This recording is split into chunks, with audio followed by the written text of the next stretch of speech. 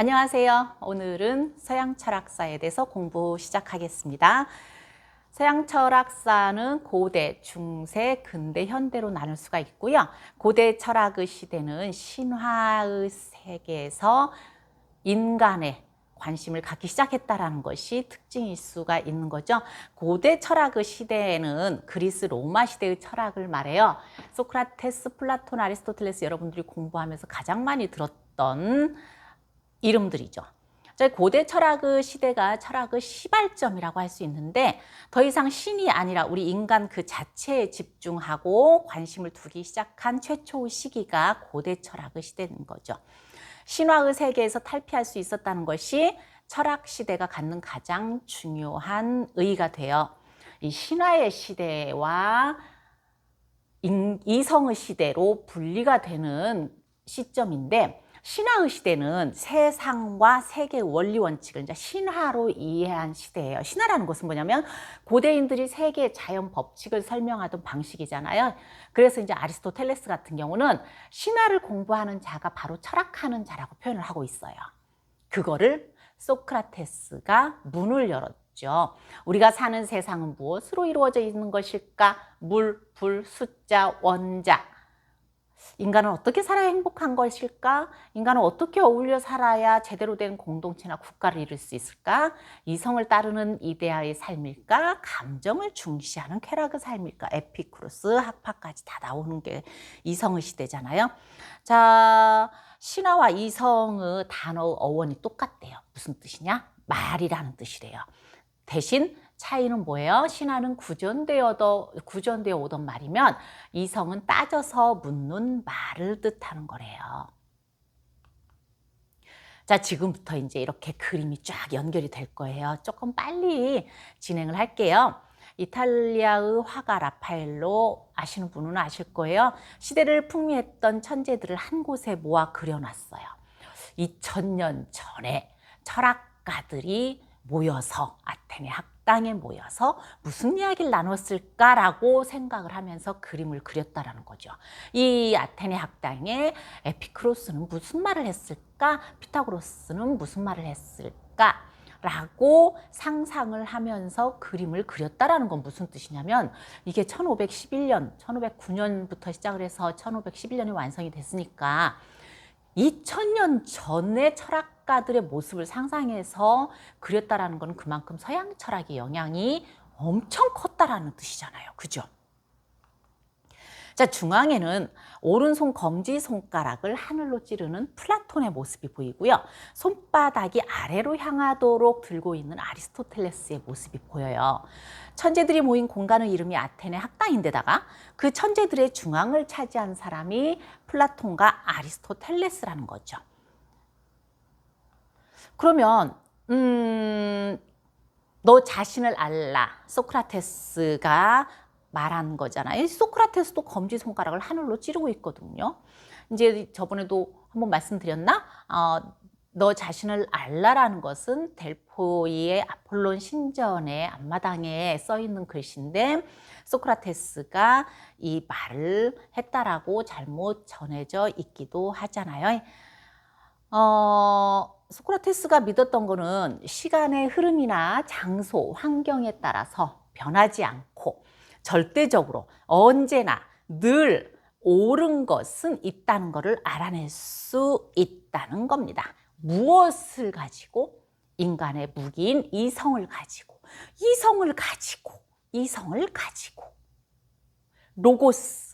로고스를 가지고 절대적으로 언제나 늘 옳은 것은 있다는 것을 알아낼 수 있대요. 그러면 절대적으로 언제나 늘 옳은 것이 존재를 해야 되는 거잖아요. 이게 뭐예요? 뭘까요? 다음, 플라톤이 말을 하죠. 이데아래요, 그게. 이데아는 모든 사물의 원인이자 본질이래요. 이게 이데아는 오로지 인간의 이성으로만 볼 수가 있대요. 그러나 인간 속에 있는 건 아니에요. 어떤 현상 밖에 있어요. 현상 세계의 모든 사물은 이데아의 일부를 가지며 이데아와 일치하지 않는 거예요. 예를 들어서 여러분들 다 인간이잖아요. 영준이, 뭐 황장우, 황혜규, 원영식, 임영지, 뭐 양준석, 이게 전부 다 인간이잖아요. 인간의 본질을 가지고 있는 인간의 복제품이에요, 여러분들은 전부. 그리고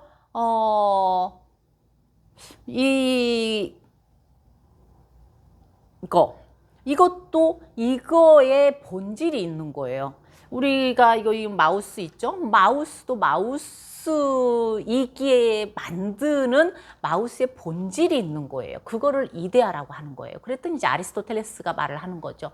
그러면 네 몸에, 우리 몸에 붙어 있는 때도 이데아가 있냐? 그랬더니 플라톤이 때도 이데아 있어 라고 대답을 하는 거죠.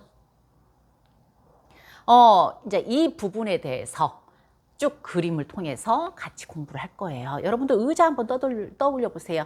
그 의자를 한번 그려보세요. 지금 책상에다가 10, 9, 8, 7, 6, 5, 4, 3, 2, 1.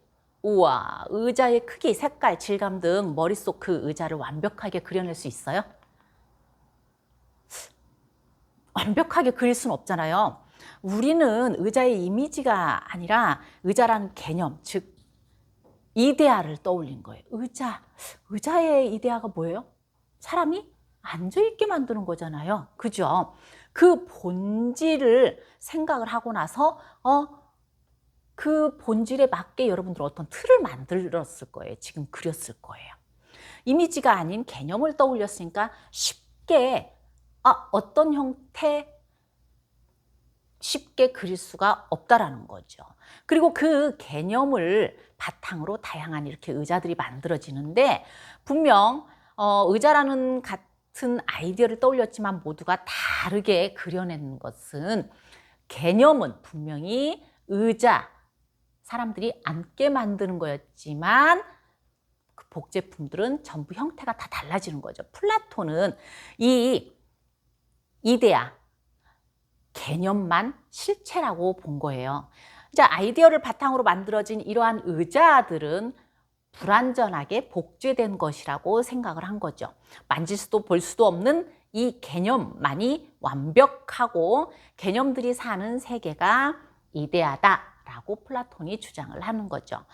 즉 의자라는 아이디어는 같은데 이 아이디어를 바탕으로 모두 다른 의자를 만들어내니까 이 아이디어만이 변하지 않는 실체라고 보는 거죠. 아이디어들이 사는 곳, 완전한 세계, 현상 밖의 세계에 존재하는 거, 이게 뭐예요? 이데아예요. 현실 세계는 이데아의 그림자일 뿐이다. 우리는 항상 이데아를 생각해야 돼 라고 플라톤이 주장을 했죠. 그런데 그 다음 바톤을 이어받는 사람 누구예요? 아리스토텔레스죠. 플라톤이 세운 아카데미아에서 이제 공부를 했던 아리스토텔레스가 여러분들이 물리학과도 있고 천문학 공부하는 친구들도 있고 생물학 공부하는 친구도 있고 문학 공부하는 친구도 있고 형이상학 철학 공부하는 친구도 있고 윤리학과에서 윤리학 공부하는 친구들도 있고 이렇게 현대까지 계승되는 주요 관점을 다 제시한 사람이 바로 아리스토텔레스예요. 동양 중국 철학에서 보면 중국 철학은 공자 다음 맹자, 맹자 다음에 순자잖아요. 순자가 이렇게 2500년의 지금의 모든 이런 학문을 다 그 관점을 제시했거든요. 순자나 이쪽 서양 쪽에서 아리스토텔레스가 이제 상당히 대단한 역사를 만들었는데 아리스토텔레스는 또 이제 논리학의 창시자라도 알려져 있죠. 이 아리스토텔레스는 내 눈앞에 보이고 만져지는 세계가 중요하지 않다는 스스말을 잘 이해할 수 없었대요. 우리가 사는 세계는 그림자가 아니야. 오히려 이 현실 세계 속에서 실체가 있어 라고 아리스토텔레스가 말하면서 분명히 개념, 이데아는 있지만 사람들은 현실 세계 속 수많은 의자들을 보면서 이게 의자구나 라는 아이디어를 얻기 때문에 아이디어는 현실의 사물들 속에 존재한다라고 아리스토텔레스는 말을 한 거죠. 그래서 아리스토텔레스의 입장에서 보면은 현실 속 개별 의자 하나하나가 전부 중요해지는 거예요. 아까 설명드렸지만 영준이는 영준이대로, 장우는 장우대로, 해규는 해규대로, 명지는 명지대로, 준서이는 중서이대로, 영식이는 영식이대로 전부 중요한 실체를 가지고 있죠. 어떤 실체예요? 인간이라는 실체. 자, 의자라는 아이디어를 줄 테니까 의자를 한번 만들어 보거라 라고 플라톤이 말을 하니까 아리스토텔레스가 의자라는 아이디어는 여기서 관찰하면 알 수 있으니 필요 없습니다. 어떻게? 모든 의자들을 보면서 가죽으로 만든 의자도 있고 천으로 만든 의자도 있어요. 모두 달라요.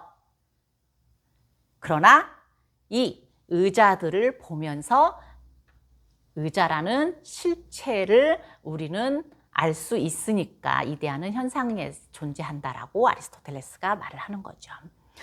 그런데 이렇게 서양 사상을 지배했던 플라톤과 아리스토텔레스 세계관이 짠 하고 기독교와 만나요. 그러면서 이 두 세계관이 충돌을 일으키는데 짜잔 하고 나타난 사람이 누구예요? 예수죠. 신의 아들이라고 나타나는 거죠. 그리스의 철학과 신화는 고대 서양 세계의 주요 학문이었고 당시 서양 사람들의 사고방식을 지배를 했죠. 이때 그리스식 사고가 지배하던 서양의 돌연 예수라는 존재가 짜잔 하고 나와서 인류의 죄를 구원하려고 나왔다고 하니 이게 바로 기독교의 등장이죠.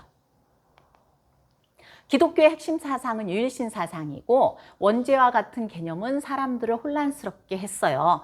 그리스 신화 속에서는 신이 정말 많았잖아요. 그런데 우리가 갑자기 죄인이라니요. 그리고 한 분만 신이라니요. 사람들은 헷갈리기 시작을 했어요. 그런데 여기에서 짜잔! 혼란도 잠시 기독교가 이제 로마 제국의 국교가 되죠. 그리고 나서 서양 세계의 지배적인 종교로 자리를 잡게 되는 거죠. 아까 여기에서 이제 예수가 나타났는데 우리 보고 죄인이라고 해. 그리고 유일신 사상이 나왔어. 근데 그때 유일신 사상이라는 건 그 시대의 흐름이었어요. 유일신 사상이 유행이었어요. 사실은 이제 그 예수가 십자가에 못 박혀 죽지만 그때 모든 사형의 그 도구는 십자가였어요. 다른 사람 다 십자가에 못 박혀 죽었어요. 지금은 이제 사형 방법이 뭐 이렇게 떨어뜨린 방법이 있지만 이것도 시대적인 흐름이잖아요. 그때도 십자가는 그 시대 모든 사형 방법이었다라는 거죠. 기독교가 이렇게 짜잔 하고 등장을 하게 되면서 중세 철학으로 넘어가게 돼요.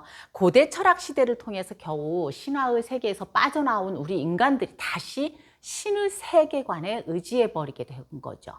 그것도 다신도 아니고 유일신에게 인간의 오감과 모든 것을 되맡겨버린 퇴보의 시대가 돼버린 거예요. 그래서 중세 천년은 어떤 철학자이든 어떤 사상이든 설명하기가 매우 쉬워요. 뭐에 대해서 관심을 가졌어요? 나는 누구인가? 소크라테스부터 시작을 했었잖아요. 나는 누구인가에서 나를 있게 한 존재의 근원을 찾는 문제로 전환이 됐던 시대가 중세 철학 시대라는 거죠. 인간의 모든 철학적인 작업은 모두 신의 존재와 그 완벽성을 설명하기 위한 수단에 불과하고 그것이 철학의 존재 이유이다라는 것이 중세 철학의 핵심과 본질이었어요. 그래서 토마스 아퀴나스가 말을 하죠. 철학은 신학의 시녀다라고. 밀라노 칙령에서 기독교가 로마 제국의 국교가 되었는데 여기에서 한 가지 짚고 넘어가야 될 것이 있어요. 뭐냐면 유대교가 이제 존재를 했었잖아요. 유대교를 믿었던 유대인들이 있었는데 예수를 통해서 예수를 따라다니기 시작한 사람들이 한 1000명 정도밖에 안 됐어요. 이 1000명이 지금 여러분들의 2020년 역사를 만들어요. 어떻게 만드냐면 이 1000명 정도가 신흥 부호들이었어요. 그러니까 갑자기 철기시대, 도래, 상업화, 도시 형성, 문자 발달 뭐 이런 게 이제 한꺼번에 엮어지면서 철학이 만들어지고 또 거기에 합쳐지면서 뭐가 만들어지냐면 돈들이 쌓였어요. 돈들이 쌓인 사람이 돈을 어느 정도 가지면 뭘 갖고 싶어요? 그렇죠. 권력을 갖고 싶어요. 이 권력을 가지려면 어디와 가까워야 돼요? 정치꾼들과 가까워져야 돼요. 정치꾼들과 가까워지려고 곰곰이 생각하니까 어떠한 방법이 있었을까? 새로 등장한 기독교, 초기 그리스도교를 흡수를 하는 거죠. 1000명이. 돈 있는 신흥 부호들이. 흡수를 하고 나서 이 사람들이 기독교를 전파를 하는데 어떤 식으로 전파를 하냐? 뭐가 있다고 그랬지?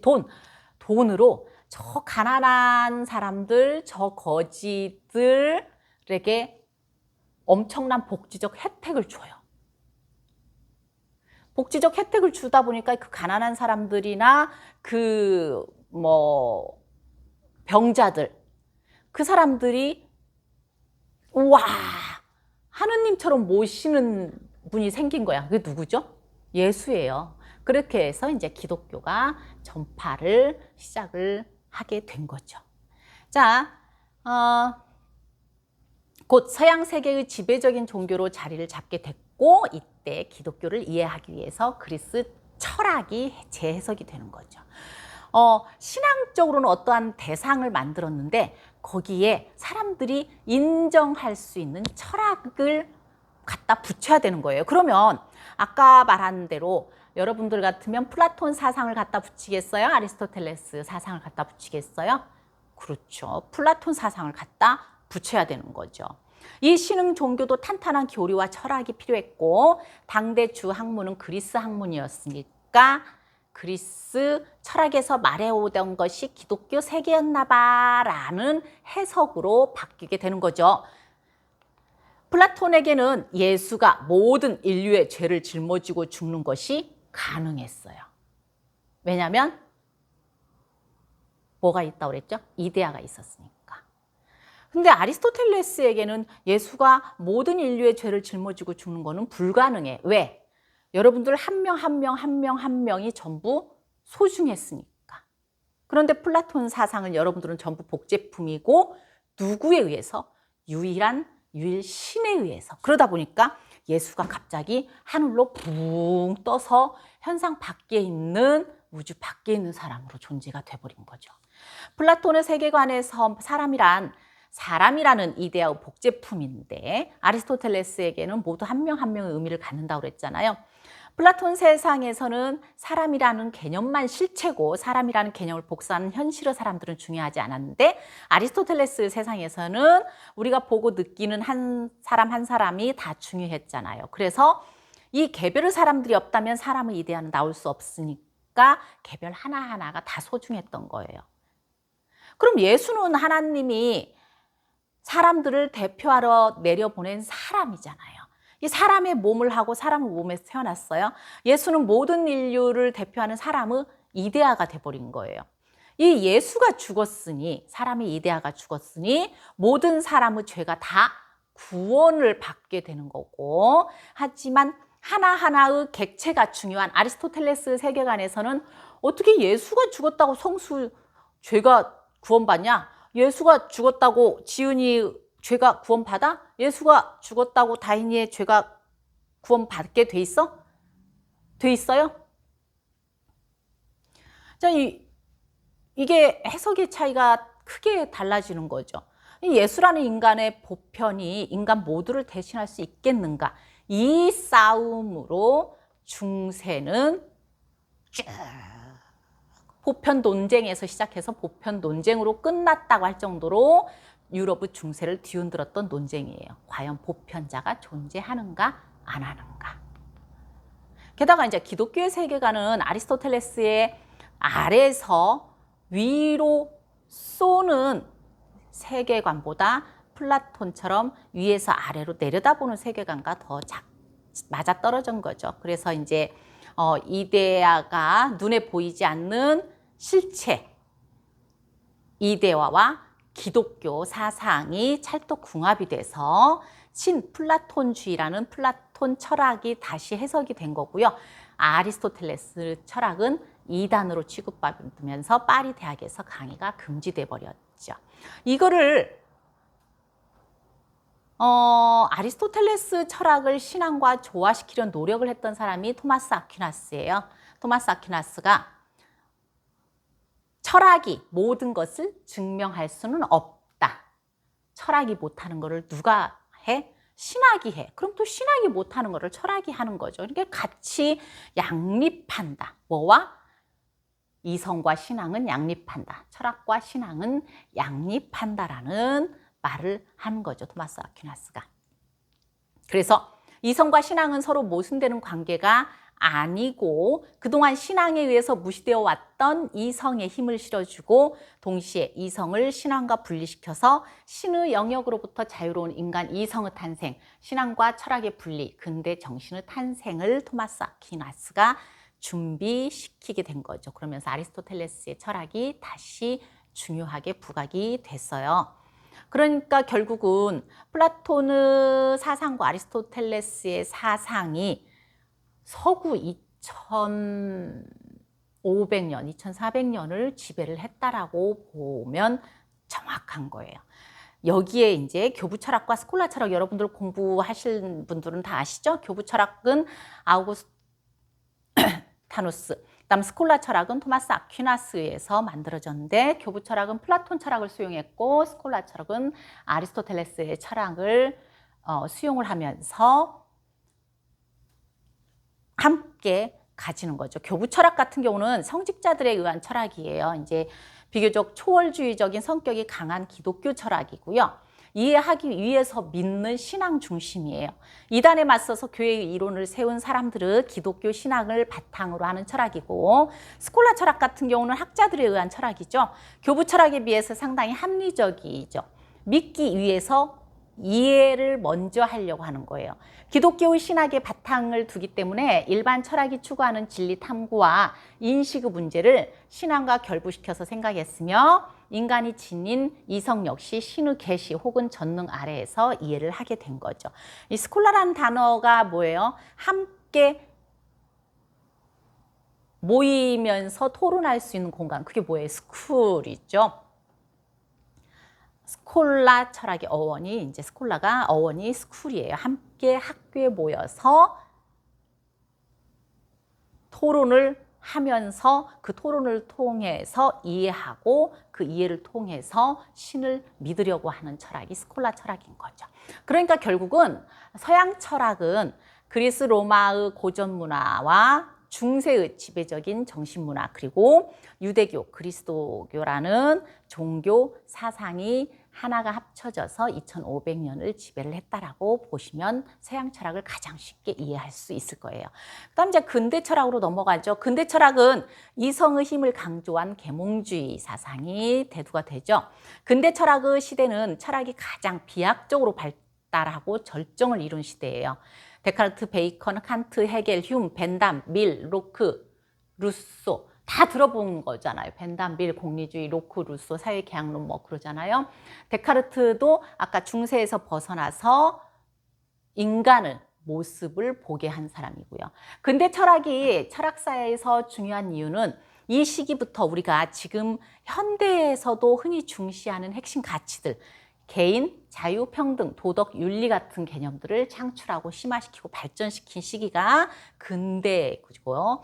신에게 종속되었던 인간들이 스스로 주인이 되기 위한 변신을 시도한 시기이고요. 그 다음에 사회 구성원들 사이에는 동등한 권리와 의무를 지닌다는 관념을 갖게 된 시기가 되는 거죠. 국가와 법률은 사회 구성원들 사이에서 이루어진 합의와 계약의 산물이라고 하면서 통치자의 권위를 의심하고 비판할 줄 알게 된 시기이기도 하잖아요. 로크, 루소에 의해서. 그 다음에 이제 철학이 과학의 역할을 겸했던 시기예요. 근데 근대 철학 시대까지만 하더라도 철학에는 과학적인 성격이 많이 있었어요. 뉴턴이나 라이프니츠 같은 수학 과학자들의 경우도 당시에는 그냥 철학자라고 불렀던 것이 다 이런 이유죠. 그런데 현대 철학으로 넘어가면서 분리가 되죠. 철학이 일부 갖고 있던 자연과학적인 성격은 상당히 희석되고 철학과 과학이 확실히 분리되는 시대가 됐죠. 결국은 아까 이제 고대, 중세, 근대 시대별로 봤지만 철학을 시작한 나라 그리스의 고대 철학, 철학이 기독교와 만나면서 시작된 중세 철학, 그리고 철학과 신앙이 분리되면서 시작된 근대 철학. 그러면서 철학과 과학이 함께 했던 근대에서 현대로 넘어가면서 철학과 과학도 분리가 돼버리는 거죠. 망치를 든 철학자들. 현대 철학 같은 경우는 비판과 해체의 시대라고 불러요. 고대부터 근대까지 일관되게 중시됐던 로고스라는 개념. 로고스라는 개념이 뭐예요? 이성이라는 개념이잖아요. 보편 법칙이잖아요. 이 보편 법칙에 서 나온 로고스에서 나온 말이 뭐예요? 로직이죠. 논리학이죠. 이 논리, 따지고 비판하고 이러한 우리의 이성 능력을 통해서 너 자신을 돌아보고 네가 지금 했던 행위에 대해서 다시 반성적인 사고를 통해서 살펴서 행복한 삶을 누리게 했던 이 사상들을 갖다가 전부 비판, 해체, 공격을 가하는 시대가 현대 시대예요. 니체 같은 경우는 신은 죽었다 그랬잖아요. 인간은 광기와 비이성적인 측면을 전면으로 문제 제기한 최초 철학자예요. 그 다음에 프로이트는 인간의 의식이 아니라 무의식의 지배를 받아라는 말을 했죠. 하이데거나 후서르 현상학이나 들레지의 포스트 모더니즘 같은 경우는 이성 능력을 통해서 객관적이고도 보편적인 진리를 찾을 수 있다는 기존 철학가들 논조를 신랄하게 비판을 해요. 막스는 또 어떻게 해요? 근대부터 시작된 경제적인 발전이나 과학적인 업적들로 인해 오히려 인간의 삶이 황폐해졌다라고 말을 해요. 미셸 푸코 같은 경우도 근대 국가가 사회 구성원들을 기기적이고 순응하는 일꾼으로 만들어서 권력을 교묘하게 감추듯 휘둘렀다라고 말을 해요. 레비스트로스는 아프리카나 남미처럼 문명화되지 못한 곳을 야만이라고 제멋대로 규정해서 그들을 자신들 입맛대로 정복하고 지배한 서양 선진국들의 사고방식을 신랄하게 비판해요. 이게 이제 현대 철학의 흐름이에요. 이렇게 해서 이제 도표로 보면은 쭉 이어져 내려오는 거죠. 이제 여기서 아까 유대교와 이슬람교와 기독교가 어떤 차이가 있는가는 이제 여러분들 아시는 분들은 아실 거예요. 그런데 여러분들은 말 그대로 이제 지성인이잖아요. 대학을 다니는 지성인, 공부를 많이 했던 지성인이기 때문에 이런 차이는 알아야 될 것 같아서 차이를 한 번만 짚어보고 갈게요. 유대교와 이슬람교, 기독교는 한 뿌리에서 나왔잖아요. 아브람이라는 믿음의 조상에 의해서 나왔는데 유대교 같은 경우는 이제 이스라엘의 시조로 유일신 야훼를 섬겨요. 예수와 무함마드는 인정하지 않아요. 야훼가 준 율법을 지키고 선행을 하면 구원받을 수 있다고 여기는 거예요. 야훼가 준 율법이 뭐예요? 십계명이죠. 자, 이슬람교 같은 경우는 알라신을 섬겨요. 무함마드가 가브리엘을 통해 알라의 말씀을 듣고 코란 경전을 기록하죠. 무함마드를 완전하고 최종적 계시를 전한 예언자로 여기고 있어요. 그래서 세상에 선하고 바른 행동을 하면 구원받을 수 있다고 여기는 거예요. 기독교 같은 경우는 누굴 믿어요? 예수를 믿잖아요. 이제 하나님의 아들이라고 신의 아들이라고 믿고 있는 거고 예수를 믿음으로써 구원받을 수 있다는 믿음을 가지고 있는 거죠. 근데 이제 그리스도를 믿는 종교 그리스도교가 이제 기독교죠. 이렇게 도표로 보면 유대교부터 시작을 했던 유일신적 사고가 이제 예수가 탄생하고 그다음 초기 그리스도교가 그리스의 철학을 힘을 받아서 종교가 되는 거고 로마 카톨릭 교회 그다음에 동방 정교회로 나눠지고요. 이 시대가 이제 교부 철학과 스콜라 철학. 교부 철학은 플라톤 사상의 영향을 받아서 스콜라 철학은 아리스토텔레스의 영향을 받아가지고 이렇게 중세를 쭉 내려오다가 종교 개혁이 일어나고요. 여러분들이 지금 다니는 성당은 가톨릭 교회고요. 여러분들이 지금 한국에서 다니고 있는 교회는 개신교죠. 이러한 흐름을 이해를 하셔야 되는데 이 그림을 왜 보여드리냐면 그러면 여러분들이 이제 공부를 좀 했다라는 대학생인데 뉴스에 대해서는 상당히 관심을 좀 많이 가지고 세상이 돌아가는 모습을 관심을 좀 많이 가졌으면 좋겠다라는 생각을 많이 해요. 예를 들어서 이번 추석에 뉴스 짜잔 하고 대박 터트린 뉴스가 뭐예요? 추석 다음 날 트럼프 부부가 미국 최강대국이라고 했던 트럼프 부부가 코로나가 확진됐죠. 대박 사건. 거기에 따른 여러 가지 뉴스거리들 정말 많은 관심을 가질 만한 법이 있잖아요. 그 다음에 또 하나가 뭐더라? 국민의힘 정당 청년위원회들이 하나님의 통치가 임하는 나라를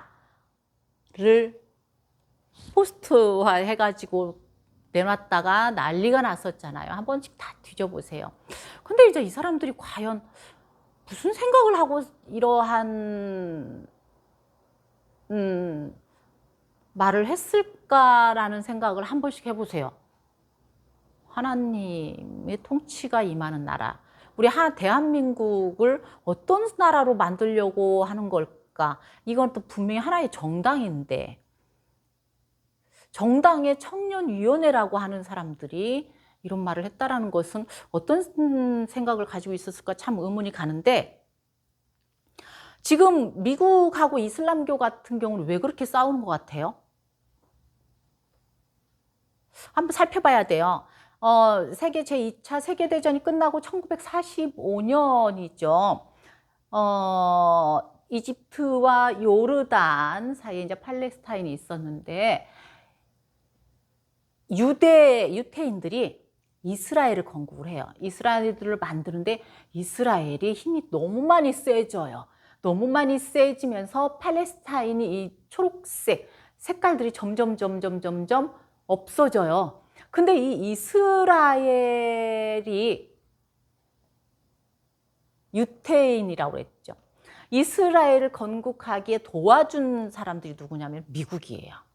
그러니까 이제 팔레스타인 이 이슬람교 같은 경우는 유태인들이 이스라엘을 만들면서 이슬람교가 좁아지는 것도 힘들어 죽겠는데 그걸 도와준 사람들이 누구라고요? 미국이라는 거죠. 그러다 보니까 이슬람들한테는 미국은 왼수가 될 수밖에 없어요. 그러면서 점점 다 사라졌잖아요. 이스라엘이 가장 큰 이제 땅을 점령을 했던 건데 여기에 일조를 했던 나라가 미국이었다라는 거죠. 그러면서 이제 계속적으로 싸우는 거예요. 여러분들은 왜 저렇게 한 뿌리에서 사실은 나왔다고 하면서 유일신 사상을 믿는 종교인데도 저렇게 싸울 수밖에 없나. 또 아까 그 정당의 청년위원회처럼 우리나라는 분명히 국교가 정해진 나라가 아니잖아요. 종교의 자유를 가지고 있는 나라인데 종교의 자유를 가지고 있는 나라에서 어떤 나라를 만들려고 저런 말을 했을까라는 여러 가지 사회적인 시야를 좀 넓히는 것이 여러분들의 몫인 것 같아요. 저는 사실 맨날 말씀드리잖아요. 여러분들이 달달 이렇게 고등학교 때까지 외워가지고 수능 점수를 보고 대학을 들어왔다라고 하면 이제부터 20살 딱 시작은 성인이거든요. 성인인 여러분들이 스스로 여러분들의 삶을 만들어갈 수 있는 힘이 있어요. 지금까지는 이제 어떤 부모나 다른 분들의 힘에 의해서 여러분들이 성장했다라고 하면 이제부터는 여러분들은 혼자 존재를 하면서 살아가야 되는 거거든요. 그럼 여러분들은 스스로 판단에 맞아야 돼요. 스스로 판단은 그럼 맞아야 된다는 건 뭐예요? 그만큼 지혜의 폭을 넓혀야 되는 거예요. 세상에 대해서도 눈도 많이 좀 넓히셔야 되고요. 이렇게 호모 사피엔스라고 그러죠. 여러분 스마트폰이 없으면 살 수 없는 인종들이잖아요. 스마트폰에서도 검색을 하다가도 여러분들이 이렇게 재밌는 유튜브에서 사람 웃기는 유튜브만 열심히 보지 말고, 아니면은 게임, 요즘 막 그 신호등 기다리면서도 게임만 하다가 신호 놓치는 친구들도 엄청나게 많고, 계단을 내려오면서도 그거 계단을 보는 게 아니라 게임을 하면서 내려오고, 그 또 엘리베이터 분명히 눌러놓고도 게임만 하다가 너무 앞에 따라가면은 자기가 내리는 층도 아닌데도 그냥 같이 따라 나가다가 잘못 내리는 경우도 있고, 이렇게 아무리 호모 사피엔스라고 폰 없이는 살 수 없는 인종이지만 가끔은 게임 하다가도 뉴스를 좀 살피면서 세상이 왜 이렇게 돌아갈까? 왜 이럴 수밖에 없는 걸까라는 지혜의 폭을 좀 넓히는 거. 이게 경험이거든요. 경험은 내가 그걸 꼭 실천했다가 아니라 많은 정보를 얻어나가는 거, 눈으로 경험하는 거예요. 그러한 대학생이 됐으면 좋겠다라는 의미에서 오늘은 사실 이제 서양 철학을 쭉 역사적으로 짚어봤고요. 그걸 통해서 현실을 정확히 인식하는 대학생이 되었으면 좋겠다라는 의미에서 준비를 했습니다. 짧게 하려고 그랬는데 사실은 추석 앞뒤로 좀 쉬는 날이 많아가지고 서양 철학은 이렇게 해서 정리를 하도록 하겠습니다. 수고 많으셨고요. 톡 보내주세요. 감사합니다.